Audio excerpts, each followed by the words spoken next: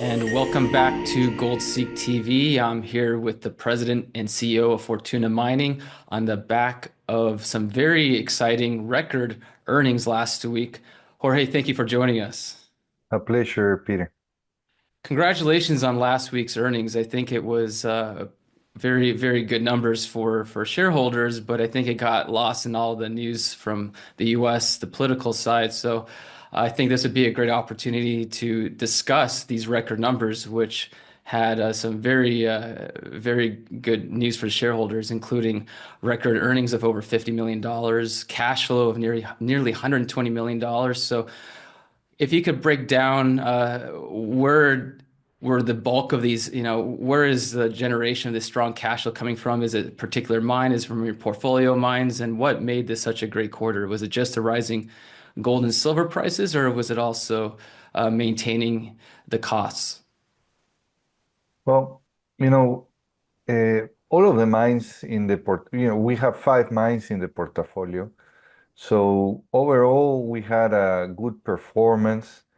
What I'm pleased about is that we are being able to capture the benefit of rising prices, right? But in order to do that, you must be able to control cost, right? Our teams across the mines in the portfolio have kept our costs in control. We have managed capital spent and managed well, and this has allowed us to capture rising prices and provide expanding margins, right? So just to give you a sense, in the first quarter of the year, our average realized price for gold, for the gold we sold, was $2,084.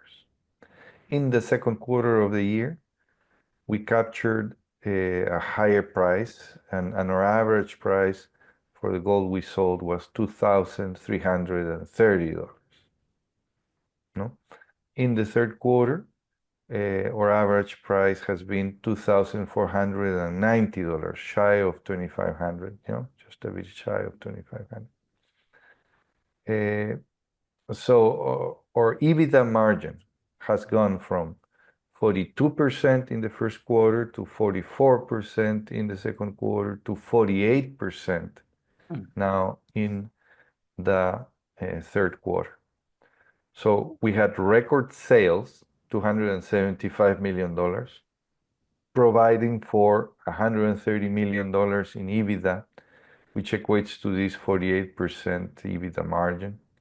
With that, we were able to generate, as you mentioned already, record net income.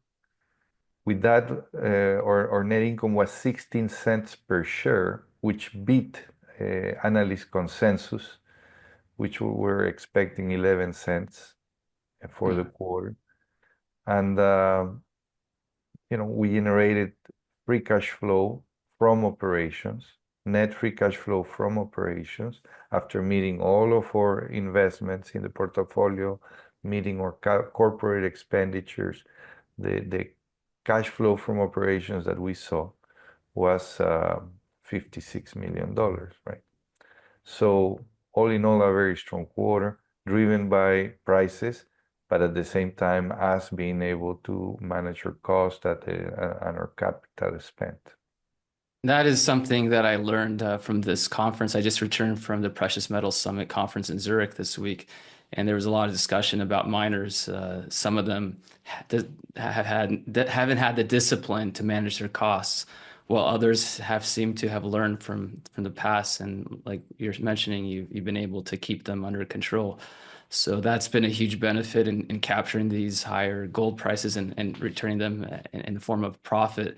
Now, when you equate that on a per share basis, I believe that came out to be about 16 cents a share for the quarter. Yes, our net income or earnings per share came at 16 cents, which again beat analyst estimates, analyst consensus, which were about 11 cents, right? So if one were to kind of project at this run, if the metal prices were to sustain these levels, you have, your costs under control. This is starting to look like you'll be producing over 60 cents a share in earnings a year at this at these numbers. That would be quite a low P, translating into quite a low P ratio at the current share price. Yes, and in the particular case of Fortuna, compared to our peers, we see ourselves as discounted still on multiples or price to cash flow for 2024, 2025, and yeah, so on a multiple to NAV compared to peers. So yeah. Very strong. And that has been an objective for the company over the past year. I mean, the objective for this year was really to focus on the balance sheet and improving it. Do you feel that, this fortress balance sheet that you've been creating, aiming to create, have we hit that point? How do you feel about the balance sheet right now with not with it just as earnings, but you also restructured some of the debt this year, and so on. So how does the balance sheet look after this quarter? Yes, and for the benefit of your audience, coming out of a capital intensive few years with the expansion into West Africa, with the build of our flagship asset, the Séguéla mine, uh, coming out of that phase, we said our first priority for capital allocation is strengthen the balance sheet. you know, and we are a company that performs and conducts its business throughout the precious metals price cycle. And this is important to understand because there are companies that try to be a bit more strategic, if you will, regarding when to build mines according to what prices are doing, no? Hmm. We see the business throughout the price cycle, and we are driving growth or throughout the precious metals price cycle. So that allows us sometimes to look smart and and uh, and countercyclical, because at the end of the day, what makes a bit more sense in an industry like ours is to be countercyclical. And what do I mean by that? That you build when prices are low, so you harvest when prices are high, no? And you're not building mines at the peak of the market, right? Hmm. Uh, Absolutely. Yeah. so you're harvesting. So and no one can really time that, right? But if you're disciplined and build the business throughout the price cycle, sometimes you can, over time be in a position to capture the benefits of the rising prices, well positioned like we are today, right? Right. So coming out of the capital intensive phase, we said our first priority is first put together a very strong balance sheet with a lot of flexibility as well. So in this rising price context, as I just described to you, we've been capturing higher prices and higher prices. And what we're doing first is, servicing the credit facilities. Today, there is another important milestone in this quarter. We pivoted from a net into a positive net cash position. That means that if we service all of our credit facilities today, we still are cash positive for about $10 million right now. And that number is changing, increasing, right? Hmm. So our debt to EBITDA ratio, which is a key gearing number, is at a low 0.2, right? Or the Hmm. covenants in our credit facility allow us to operate with a debt to EBITDA ratio of 3 to 1. And I'm telling you, we're currently sitting at 0.2 to 1, no? Um, we have a cash on the treasury of about 180 million, total liquidity available from the undrawn credit facilities we have that takes, about $400 million today. No, so $400 million in liquidity available, $180 million in the bank, a low debt to EBITDA ratio, and we pivoted into a net cash position. So this allows for many things. A lot of flexibility in case we see an emerging opportunity, a lot of flexibility in case we need to deal with an emerging issue or risk that Mhm. emerges across the portfolio, and this is mining. So as we all know, that can happen. Um, and also capture other opportunities, for example, returns to shareholders via buybacks in a market that we see is disconnected from its fundamentals, right? Yes, I noticed that you did bring this up. I was watching you on BNN. They were interviewing after the earnings, so that was something you mentioned, the buybacks, and that's something that you're able to do more freely now after the credit facility was redone. I believe the company had some restrictions. So is that kind of the main focus is that buying back shares and potentially down the road look at a dividend or? You know, we have the opportunity through the buyback today to, provide returns to our shareholders. And, looking at the market, we are active in the market with the buyback. Um, and the dividends for us is still a discussion of you know, the most efficient way to provide returns to our shareholders through the buyback, through the dividend. At a time like this, personally, I tend to favor the buyback. No? And so the company's view is you see the stock as being pretty inexpensive relative to in the numbers that are the earnings being generated and so on. So Yes, yes. Again, at a time like this, uh, I tend to favor the buybacks, definitely. great. Now you have a lot of a strong balance sheet. You have a very strong free cash flow generation. You have a very strong gold price and silver price here. So as these quarters accumulate, what are the potential other plans to deploy this cash? I know that there's a lot of exploration work going on. Potentially, there's another mine coming down the road. If that's the case with Diama Sud, so maybe we could talk about potential other future development and other projects. How, what kind of time frame and how are you thinking about that?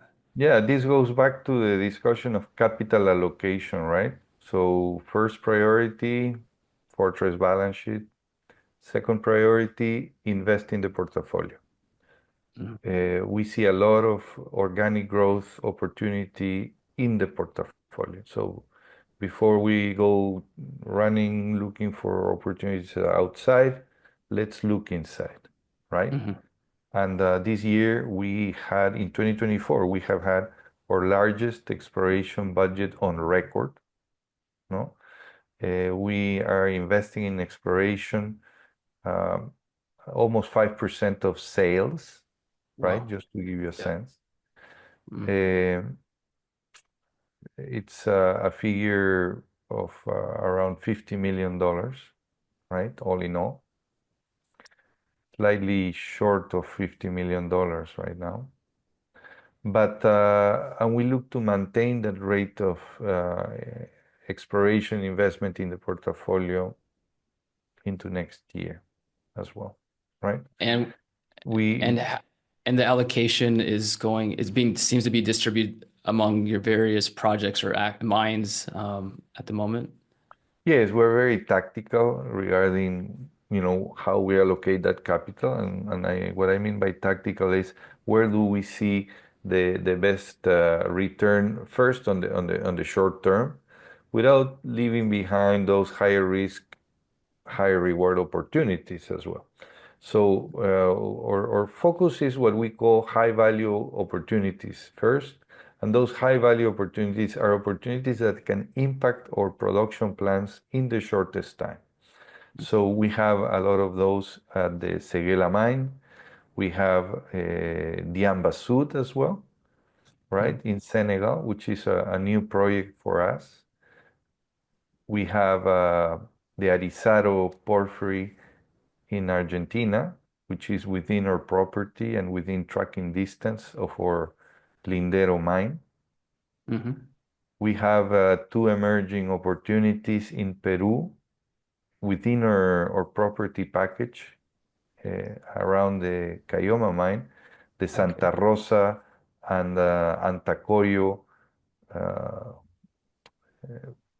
gold systems that need to be explored. So we're allocating capital to all of these opportunities as a priority. Okay, yeah, I think that's not something that I personally have been really following closely. I've been watching the Seguela, the Kingfisher prospect, and then and Senegal, and so on. And then I've been following what's the capital investments in Lindero, but not this porphyry, potential copper porphyry system, and then in Peru. So maybe you could give us a little insight. Actually, that's quite interesting. In the Lindero project, there's potential for a copper porphyry. It's a gold porphyry. Oh, gold It's pour. a Okay. gold copper porphyry. So to give you a bit of background, the discovery of gold at the Lindero property was not done at the Lindero porphyry. The discovery of gold was done at the Arizaro porphyry, which Okay. is a bigger porphyry complex within the property. But high-grade gold mineralization was outcropping at the Lindero porphyry, which is a smaller porphyry right next to Arizaro. So, the discovery was made in the bigger uh, volcanic, subvolcanic edifice, if you will. And shortly after, with the discovery of high-grade gold outcropping at Lindero, the attention moved to Lindero. And Arizaro remained as a poorly understood, poorly explored porphyry.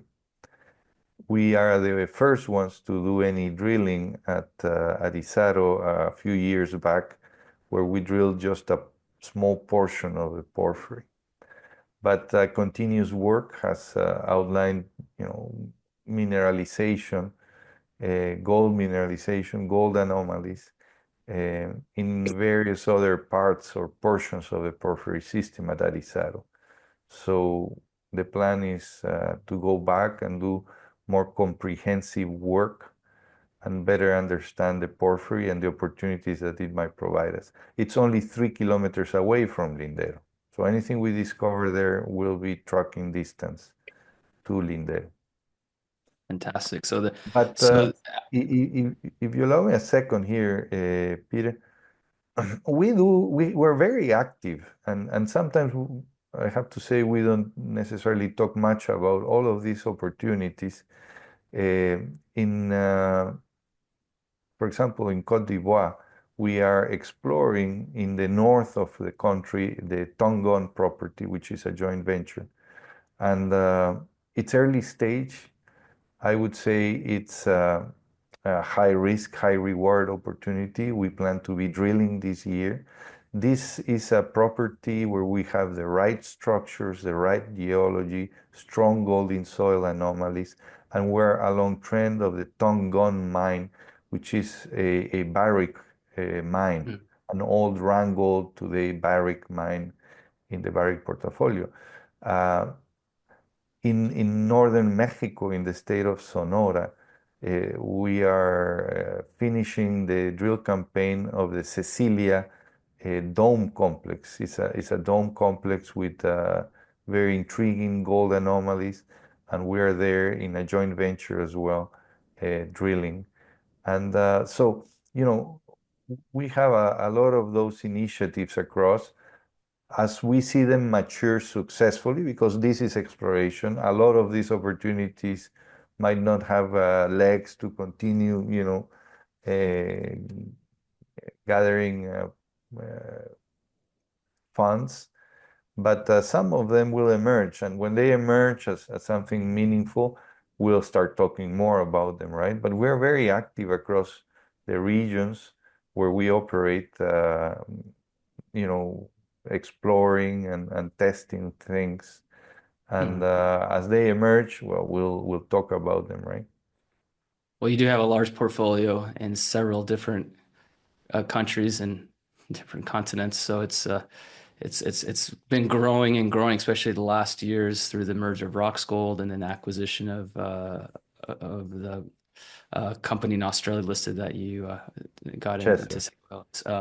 So like you said, there's no need to go out and spend money on any other really acquisitions unless maybe something else were to. I mean, I look around the market and it still seems that these gold prices that there still are some really inexpensive projects, companies that are just struggling, it seems.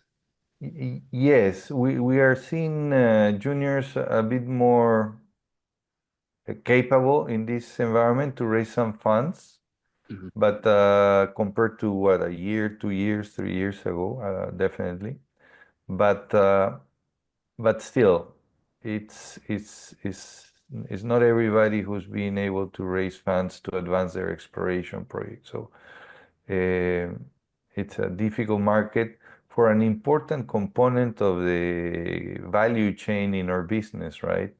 Mhm. Uh,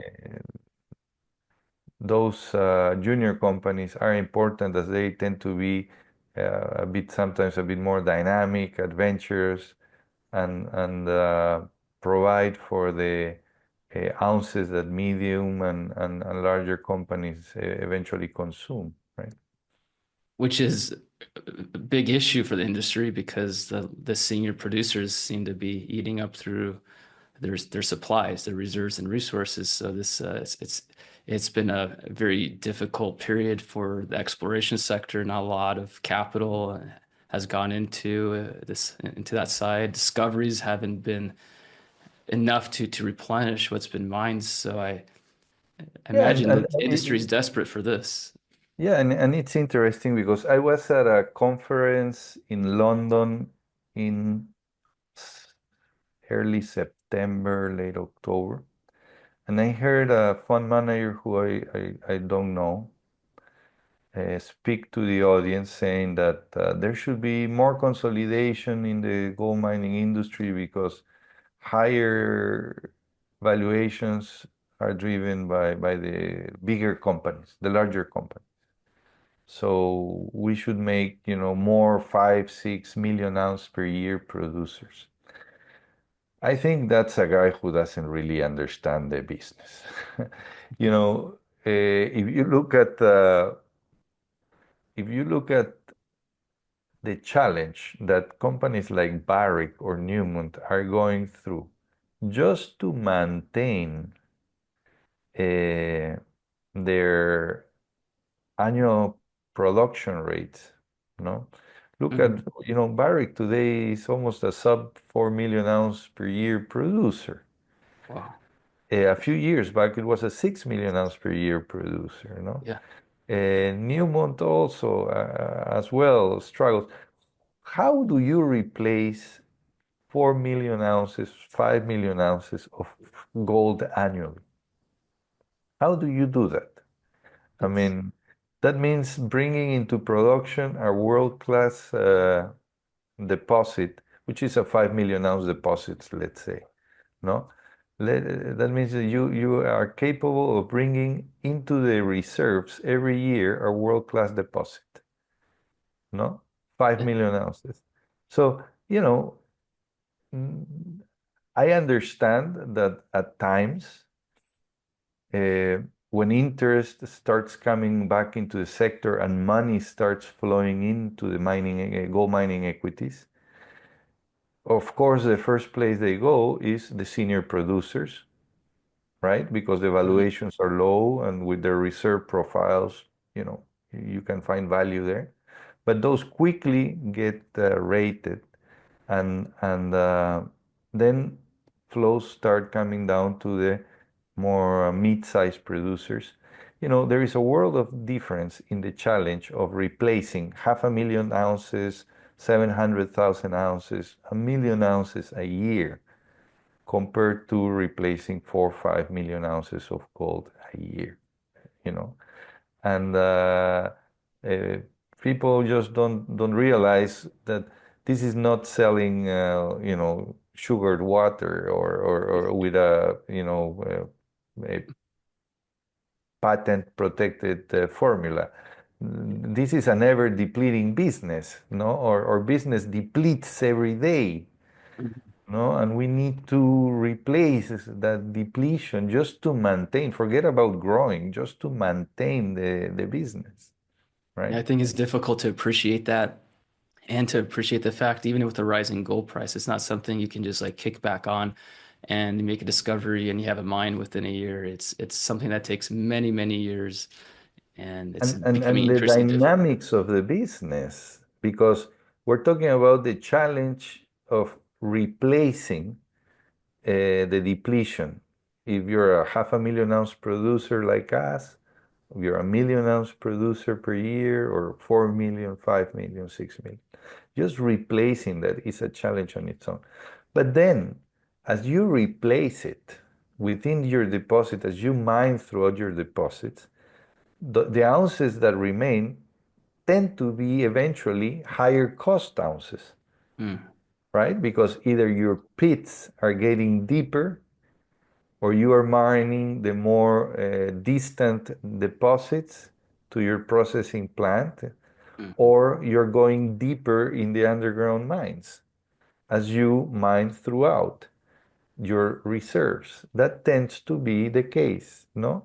It's not always the case, but it tends to be the case, right?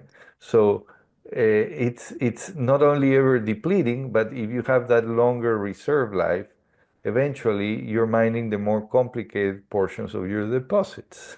So yeah, it needs to be understood like that. That's a great point. The growth opportunities really doesn't come from the senior side. It comes from the mid tiers and juniors who are able to. Eventually, the companies that provide that leverage linked to growth, and more flexibility, I believe, tends to be more in the mid-size, mid producers in the mid-tier, right? Mhm, 500,000, 1 million, in that range, roughly, right? mhm. I think it gets progressively more difficult to replace, 5 million ounces a year, 4 million ounces a year. I mean, that's a world-class discovery coming into production every year, right? And it has been a very difficult period for the gold miners since the price peaked in 2011 until recently. Are you seeing now, I guess, across the board, are the gold companies starting to get more interest from funds and institutions? And have we really seen the start of a potential investor rush back into the companies, or what I do you don't see? see that. And I interact heavily with investors, with potential investors. No, I don't see yet uh, any new interest in any meaningful way. Mhm, Um, what we see is a lot of you know non-fundamental investment strategies, a lot of quants, mhm. uh, a lot of algorithm trading, a lot of you know uh, yeah, strategies of that sort, uh, computer driven in the equities. I Yes. see a lot of that, and a proliferation of that in the share registry, no, those type of strategies. But more fundamental driven in investment strategies, no, no, I don't see that yet. Eventually some interest, but and again, I think what's gonna drive the interest back into the sector is just prices need to be higher and rising for a while. And we've seen that already started. I'm Mhm. not sure if it's going to continue or not because I'm not in the business of forecasting gold, but it's just a fact that that's been happening. And then us on the production side being able to expand margins. right? Yeah. Yeah. Do what you're able to within, what you can control, right? Because this is you don't control the price of the Yeah. product you sell, but you Yeah. can different ways. So maintain costs and so on. Go ahead. So yeah, I would imagine too, quarter after quarter, even if we were just saying $2,500 gold or higher, these around these prices, the institutions are going to start noticing, or the Wall Street analysts should start noticing how this translates to the bottom line. The numbers start to really, the balance sheet start to look a lot better and better. And again, from my perspective, watching you make 16 cents a share. You start to look at that over the year, that's a sub 10 PE ratio. It starts to get compared to looking at the rest of the market. I see an industry that's actually starting to grow, do quite well, growing their earnings and having now, like you said, the profit margins are finally starting to expand because that was always a problem and something that you brought up that really helped investors at $2,000 gold. Well, that wasn't a super exciting time because the miners were on average maybe $1,500 an ounce cost. So finally, the profit margins are really starting to expand quickly for the miners. Yes, price to cash flow yield and multiples like that are low. Um And I mean, you cannot defy math. Defy math for too long, right? The fundamentals of valuation. And I do recognize also that, investors, market participants are highly, I would say, distracted, no, today with respect to other sectors by, Bitcoin and all of those other investments out there. Um, but I think again, I'm not in the business of forecasting gold prices, but I'm in the business of mining the gold, Mhm. and we do that throughout the price cycle. But I see, as a market observer, opportunities for prices to sustain their rise, and we are already harvesting the benefits of that. I think the share buyback programs across the industry, not just Fortuna and all of those things, uh, the margin expansions that we're seeing are helping, will help eventually bring attention back. So in a way, uh, we're a sector that's starting to offer a big value proposition, no, to investors.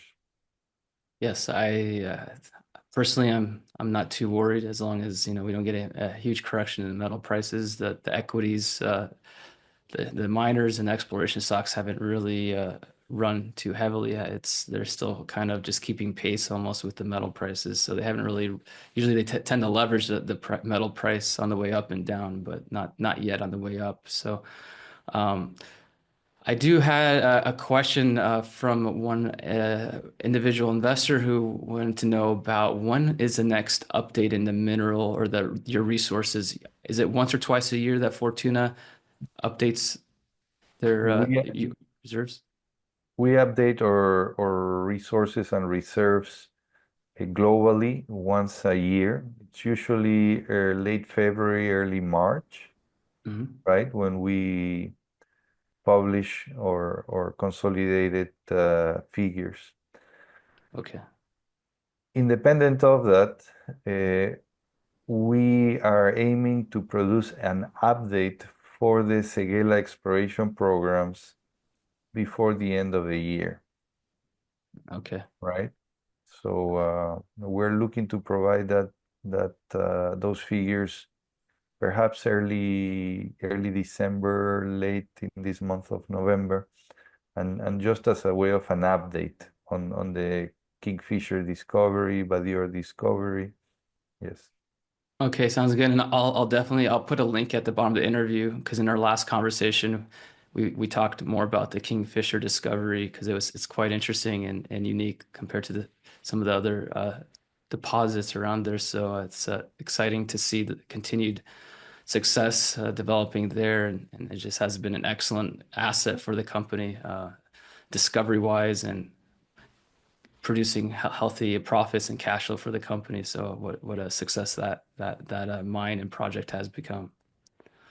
Yeah, Seguela in the third quarter, to help your audience here gauge what Seguela means, produced gold at a cash cost per ounce of under $700. The all-in sustaining was more in the range of $1,100-$1,200. Uh, about 33,000, 34,000 ounces of gold produced. And remember that the average all-in sustaining cost for the global gold mining industry, according to the World Gold Council today, it's probably $1,500 per ounce, right?